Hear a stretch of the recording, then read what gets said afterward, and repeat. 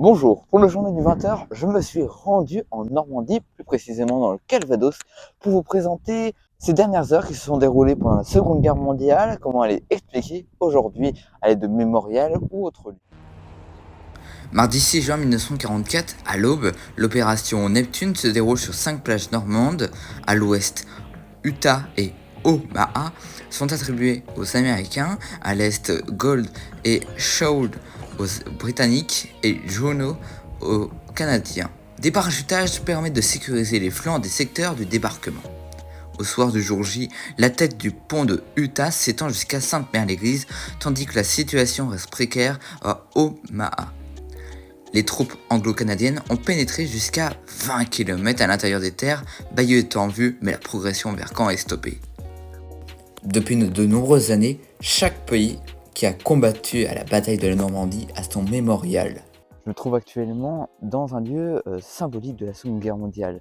Ici se trouve le musée mémorial des Américains. Sur près de 70 hectares, ce sont près de 9800 soldats qui sont enterrés sous nos pieds, dont 1600 sans nom. C'est un lieu emblématique, mais c'est grâce à eux qu'ils ont marqué l'une des plus grandes batailles qui a eu les plus grandes conséquences sur la guerre. On peut avoir l'émotion de percevoir les conséquences de la bataille de Normandie par le très célèbre mémorial américain. Il s'impose avec le nombre de stèles dépassant tout ce que l'on peut voir et leurs monuments qui dépassent la hauteur que l'on ressent. De nos jours, la bataille de Normandie est adaptée à l'aide de musées retraçant la plus grande bataille décisive de la Seconde Guerre mondiale. Sous les bombes alliées, la population normande est restée profondément marquée par les terribles bombardements alliés de l'été 1944.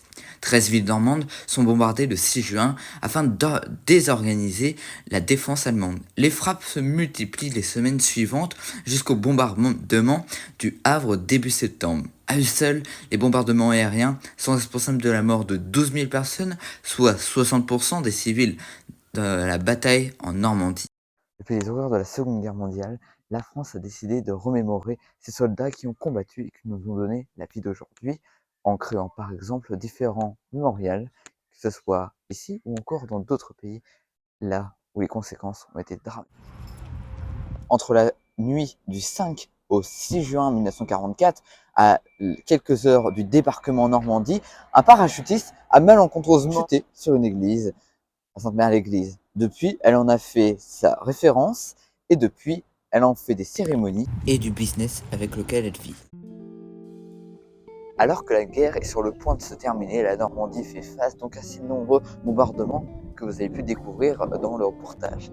Par exemple, nous pouvons citer ce port artificiel au fond qui a été construit en seulement quelques jours avec des blocs de plus de 20 000 tonnes.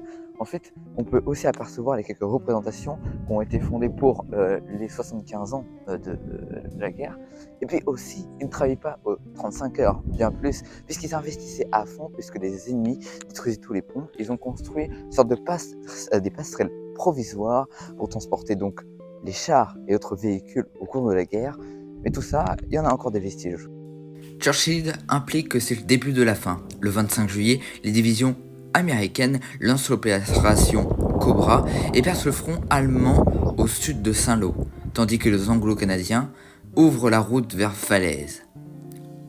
La guerre de position cède à la guerre de mouvement et le 30 juillet, Avranches est libéré.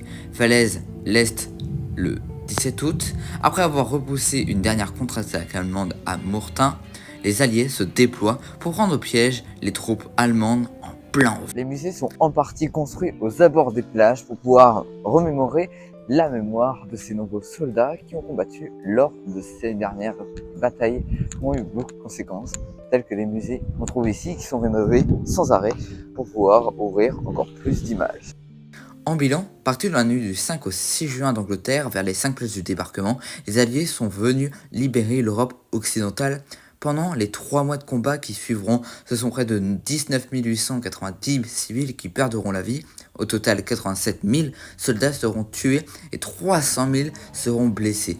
Les cimetières militaires en témoignent de nos jours. Des dizaines de villes et villages ont subi de terribles destructions. La Normandie reste profondément marquée par cet été 1944.